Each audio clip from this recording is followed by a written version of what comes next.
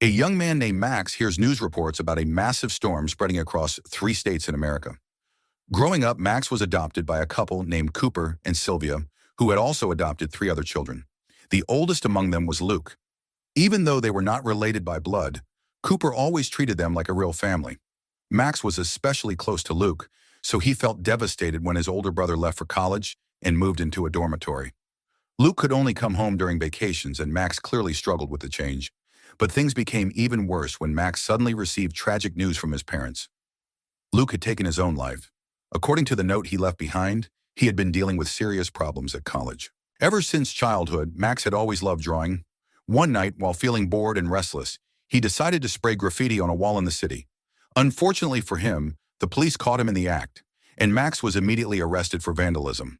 Not long after, Cooper arrived at the station furious and disappointed. This was far from the first time Max had gotten himself into trouble, and Cooper was tired of constantly bailing him out of jail. Wanting to keep Max out of prison this time, Cooper convinced a judge to reduce the punishment into community service instead. The judge agreed, and Max was ordered to work for the next 4 months at a nursing home called Meadow. At first, Max refused because he had no interest in taking care of elderly people. But compared to going back to prison, he had no choice except accept the sentence. Eventually, Max travels to Meadow, a remote nursing home hidden deep in the woods and far away from civilization. The moment he arrives, something already feels off. From the windows on the 4th floor, several elderly residents quietly stare down at him. Soon after, Max is introduced to 2 staff members named Les and Juno, who explain all the rules and responsibilities around the facility.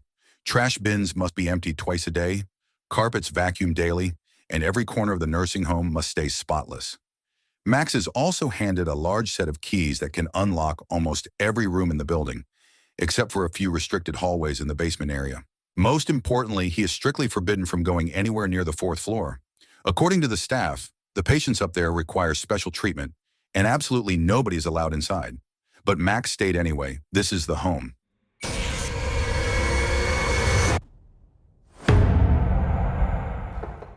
That same day, Max immediately starts working around the nursing home. His first task is collecting trash from the rooms on the 3rd floor, which also happens to be where his own room is located. But the moment he enters the very first room, he witnesses something incredibly strange.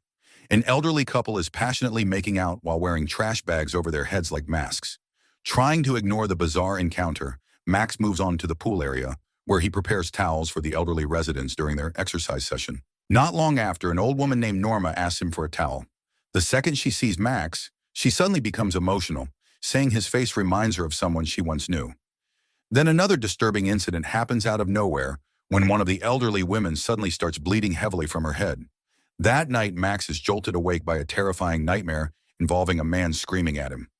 Moments later, he begins hearing strange noises coming from the air vent above him. Sounds that seem to be coming from the forbidden 4th floor. To make things even creepier, his bedroom door is somehow already open. Still, Max tries not to think too much about it. The next morning, Max is woken up by 2 elderly residents named Lou and Sadie, who are loudly banging on his door because one of the old men had an accident so bad that it leaked through his diaper. The situation becomes even more disturbing when Max discovers the old man had smeared feces all over the walls like paint. But despite all the chaos, the elderly residents are surprisingly warm toward Max and officially welcome him as part of the nursing home staff. Max also meets Dr. Sabian, the physician responsible for caring for the residents whenever they get sick. During their introduction, Sabian oddly compliments Max on how beautiful his eyes are. Later on, Max notices another elderly woman painting quietly by herself. Something about her behavior feels deeply unsettling. Her movements are strange, and at one point she even sticks her tongue out at him. When Max looks closer at the painting, he realizes she has drawn the residents of the nursing home with all their faces blurred out. That night, Max wakes up once again and notices his bedroom door standing open. This time, the same elderly woman he saw earlier suddenly appears inside his room and violently stabs him in the stomach. Hey, I want to see you now. Then Max immediately wakes up. It was only another nightmare. Still shaken, he suddenly hears loud music blasting from the lounge area, even though it is already the middle of the night. Curious about what is going on, Max heads downstairs and discovers an elderly couple celebrating their wedding anniversary. But while returning to his room, Max suddenly hears a horrifying scream echoing from the fourth floor. Not long after, Norma approaches him and explains that she was wandering around because she could not sleep. She invites Max into her room to talk for a while. Inside, Max notices a small cup-shaped carving made by one of Norma's friends who passed away years earlier. Norma also shows him a painting created by her son. Unfortunately, half of it had been torn apart after a terrible argument between them long ago. As Norma describes the missing part of the artwork, Max learns another heartbreaking truth. Norma's son had also died some time ago. The next morning, while working around the nursing home, Max notices Lou teaching acting classes to the elderly residents. Apparently, Lou used to perform in theater when he was younger. Later, while mopping the third floor, Max once again hears disturbing screams coming through the ventilation system. This time, his curiosity finally gets the better of him, and he decides to secretly investigate the forbidden fourth floor himself. Since the elevator to the fourth floor is disabled, Max sneaks up through the emergency staircase. Using the lock-picking skills he learned from his past crimes, he manages to break through the locked door. Every room upstairs is sealed shut, making the entire floor feel even more unsettling. Eventually, Max enters a room at the end of the hallway and discovers several elderly residents sitting silently in wheelchairs. But their condition is horrifying. They look completely disoriented and neglected, almost like they are no longer fully aware of reality. Some of them are missing fingernails while blood slowly drips from their eyes. The smell in the room is unbearable. Among them, one old man named Ethan seems to be in slightly better condition than the others. Unlike the rest, Ethan immediately notices Max standing there. Suddenly, Ethan begins screaming while moving aggressively toward him with wide, terrified eyes. Luckily, a staff member arrives just in time and quickly drags Ethan away before anything worse can happen. After the incident, Max is summoned to Dr. Sabian's office for breaking into the restricted area. Surprisingly, Sabian chooses not to report him to the police and instead gives him another chance to improve his behavior. Feeling guilty, Max apologizes and promises not to repeat the mistake, especially since the patients on the fourth floor clearly seem to require some kind of extreme medical care. But later that night, Max witnesses another bizarre scene. Several elderly residents are throwing a beach-themed party beside the swimming pool as if nothing strange is happening inside the building. While watching them, Max runs into Norma, and the two begin talking about the horrifying condition of the residents upstairs and their empty, lifeless expressions. Norma quietly warns Max to stay away from the fourth floor because nobody can save the people trapped there anymore. The next morning, Max visits Lou and the others in the lounge area and notices Norma arguing with Les and Dr. Sabian. Worried about her, Max later checks on Norma in her room. To his surprise, she seems perfectly fine and is already dressed elegantly for an event taking place later that evening. Wanting to comfort her, Max gives Norma a drawing he recreated based on the missing half of her son's torn painting.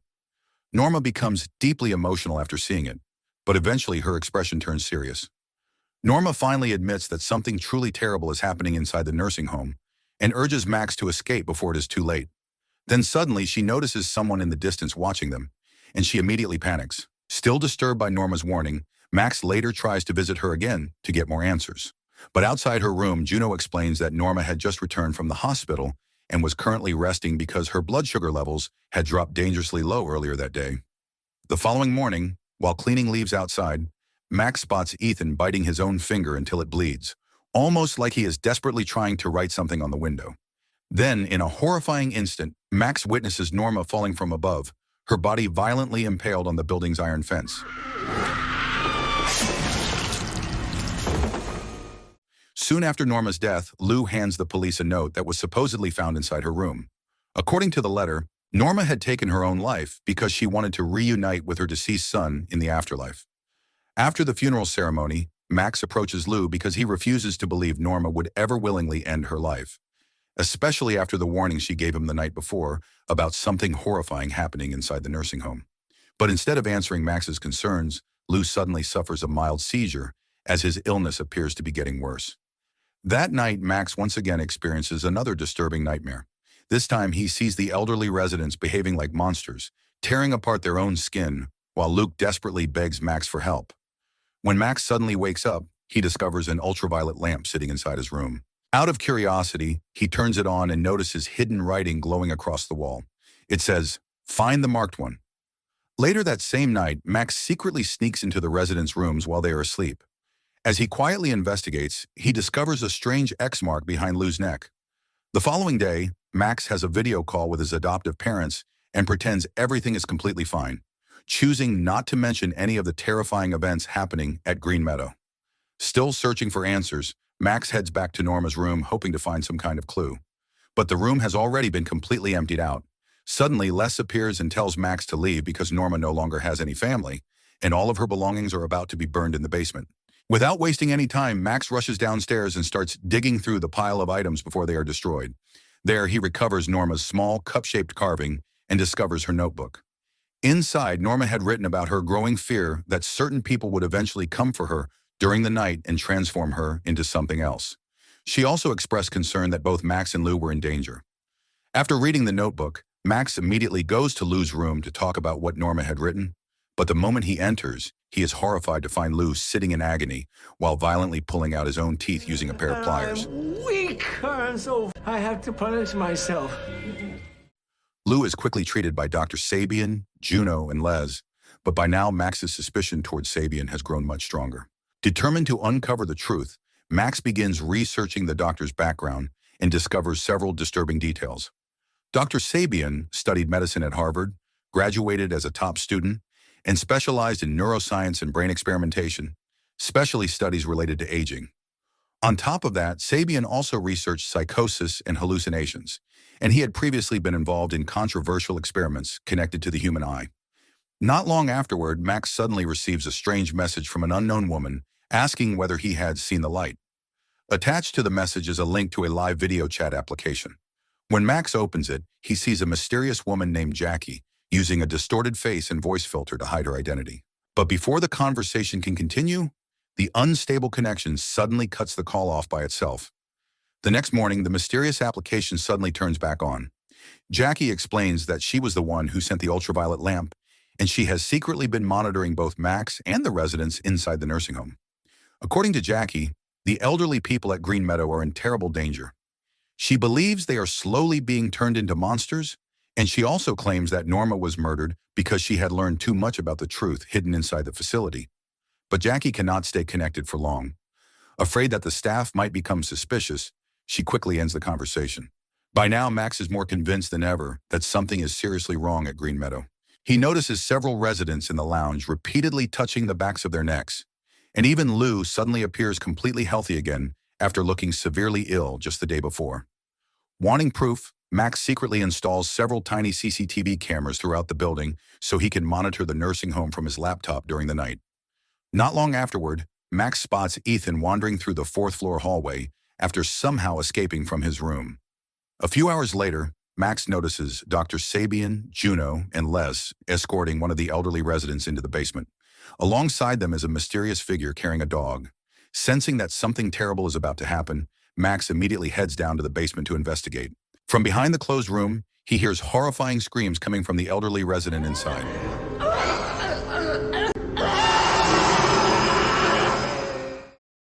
Unfortunately, Max cannot see what is happening because the strange man with the dog stands guard outside the entrance the entire time. Later, when Max returns to his room, he is shocked to find Jackie already waiting for him there. This time, Jackie finally reveals what she believes is the truth behind Green Meadow. According to her, the nursing home is secretly owned by a medical company operating under the American government. Every controversial experiment conducted inside the facility is supposedly funded directly by the government itself. She also explains that places like Green Meadow exist all across the country, with thousands of elderly people unknowingly being used as test subjects. Hearing this leaves Max horrified. After all, if elderly patients die during these experiments, nobody would question it because people would simply assume they passed away naturally due to old age. Jackie then reveals something even more personal. Her own father was allegedly taken by the organization and is now trapped somewhere on the fourth floor. That is why she desperately wants Max's help so they can gather enough evidence to expose the operation to the police. But just as Jackie prepares to leave, Ethan suddenly appears outside the room. In the confusion, Max gets shoved backward and slams his head hard enough to knock himself unconscious. When Max finally regains consciousness, he finds himself inside the nursing home's treatment room with Juno beside him. She explains that Dr. Sabian plans to perform a more thorough examination on him. Terrified that he is about to become part of the experiments himself, Max panics and escapes through the window. He runs to a nearby gas station and calls his adoptive parents, begging them to come pick him up immediately. Once Max arrives back home, he discovers that Cooper and Sylvia have already adopted 2 new children because they felt lonely living by themselves again. Sylvia then helps Max settle into his room so he can rest. But during their conversation, Max suddenly notices something disturbing. Sylvia casually says a phrase that Norma used to repeat all the time. The moment his parents leave the room, Max becomes convinced that Sylvia somehow knew Norma personally. He starts questioning the 2 adopted girls while showing them a picture of Norma, but neither of them recognizes her. However, everything changes when the girls notice the small, cup-shaped carving Max brought back from the nursing home. They reveal that several months earlier, they discovered a hidden room somewhere inside the house, and that room contained many strange cups just like it. The girls then lead Max to a secret chamber hidden behind a wardrobe. Inside, Max uncovers the horrifying truth. The hidden room is actually a place of worship dedicated to a Roman goddess named Dea, a deity associated with eternal youth. According to the writings on the walls, Dea grants a special life-extending fluid through ceremonial cups and chalices. Max also finds old photo albums dating back to the 1990s, and suddenly everything begins to make sense. The nursing home was never a normal care facility, it was only a disguise. The elderly residents, the staff members, and even Cooper and Sylvia themselves are all part of a cult whose bodies somehow never truly age. The photographs reveal even darker secrets. Many of the pictures show teenagers tied to chairs alongside cult members. One of those victims is Luke. At that moment, Max finally realizes the truth. Luke never took his own life. He was brought to Green Meadow as a sacrifice. That same night, Max rushes back to the nursing home and immediately heads to the 4th floor to find Ethan. But Ethan is not really Ethan at all. He is Luke. After years of experimentation, Luke has aged rapidly into the broken old man Max saw upstairs. It turns out Luke was never trying to attack Max before. He was desperately trying to warn him and ask for help the entire time. The 2 brothers briefly reconnect and remember the happier moments they once shared together. But suddenly, Max is attacked and knocked unconscious once again.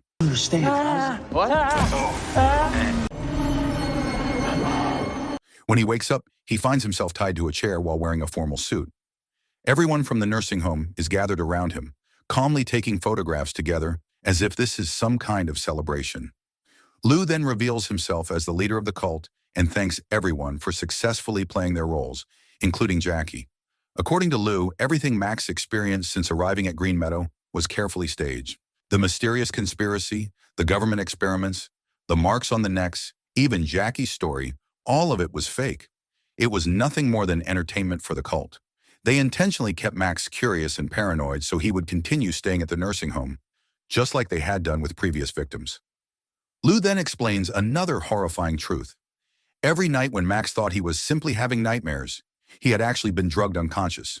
During those moments, Dr. Sabian had been secretly extracting small amounts of a gland located behind Max's right eye. The cult believes the fluid from that gland is not biological at all, but rather a sacred gift from the goddess Dea, capable of granting youth and vitality. Meanwhile, the victims whose gland fluid is repeatedly harvested rapidly age and deteriorate, just like the elderly people trapped on the 4th floor. Thanks to this ritual, the cult members have lived for unbelievably long periods of time. Cooper and Sylvia are both over 110 years old. Les is in his 90s, and Lou himself is already 128 years old. Now, the cult plans to extract a much larger amount of Max's gland fluid while keeping him fully conscious throughout the ritual as they continue worshiping the goddess Dea. After the gland behind Max's right eye is extracted, his body becomes extremely weak. Lou then reveals that Norma had to be killed because she started betraying the cult and leaking their secrets to Max. Lou also explains that for people who have lived for centuries, their greatest enemy is not death, but boredom. And now Max has essentially become livestock for the cult, someone whose eye gland will continue being harvested over and over again. Not long afterward, Max loses consciousness again. When he finally wakes up, he finds himself back on the 4th floor. Once everything becomes quiet, Luke suddenly takes action. Using a broken piece of metal from his wheelchair, he pierces the containers holding the harvested gland fluid from the cult members and victims, including the fluid taken from his own body. Luke then forces the combined liquid into Max. His goal is clear. He wants his younger brother to regain enough strength and adrenaline to take revenge for everything they have suffered. Almost instantly, Max's heart begins pounding violently. His eyes widen and something inside him completely snaps. One by one, Max massacres the cult members in an explosion of rage and violence.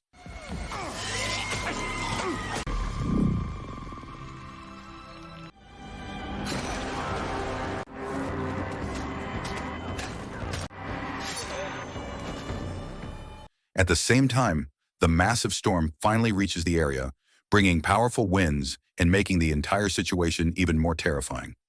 Eventually, after slaughtering the entire cult along with all their followers, Max gathers the remaining gland fluid from their bodies and gives it to the victims trapped on the fourth floor, including Luke. In the end, Max finally succeeds in saving his brother and the surviving victims from the nightmare that had consumed Green Meadow for so long. So the moral of the story is never trust a nursing home where the old people party harder than college students, and your eye juice is apparently worth more than Bitcoin.